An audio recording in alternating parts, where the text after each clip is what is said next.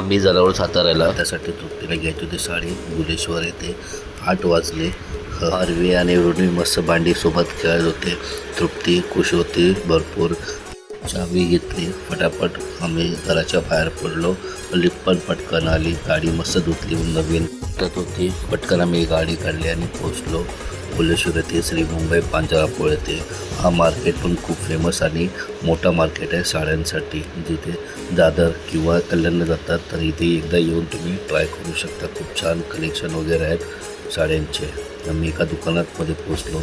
खूप त्यांनी छान छान साडी दाखवल्या तृप्तीला आणि लगेच तृप्तीने सिलेक्ट केली. आम्हाला घ्यायची होती एक साडी पण तिला आवडल्या 2 साड्या म्हणून आम्ही 2 साड्या घेतल्या.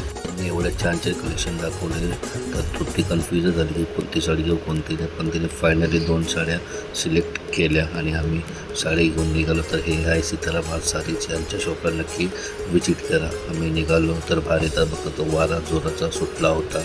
आम्ही विचार केला पटकन गाडी काढू आणि लवकर घरी पोचू. हा मिनी ब्लॉग तुम्हाला कसा वाटला कमेंट करून नक्की सांगा.